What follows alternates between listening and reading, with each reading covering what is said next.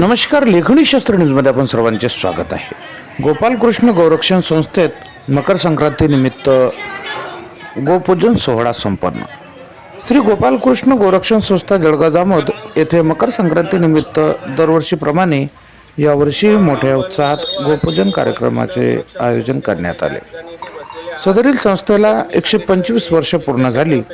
या कार्यक्रमाला प्रमुख पाहुणे म्हणून जळगाव जामोद ठाणेदार श्री नितीन पाटील, जळगाव नगराध्यक्ष गणेश दांडगे, उपाध्यक्ष कैलास पाटील, शिवसेना जिल्हा सहसंपर्क प्रमुख दत्ता पाटील, भाजपा जिल्हाध्यक्ष सचिन देशमुख, व्यापारी संघटना अध्यक्ष अजय वानखडे, सतीश शिरेकार, समाजवादी पार्टीचे महाराष्ट्र प्रदेश सचिव माननीय लियाकत खान सफदर खान यांची उपस्थिती होती.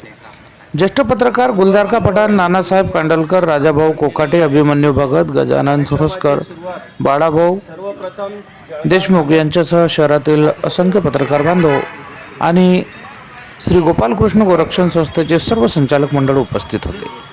मकर संक्रांतीच्या शुभ मुहूर्तावर गोमातेचे पूजन करण्यात आले.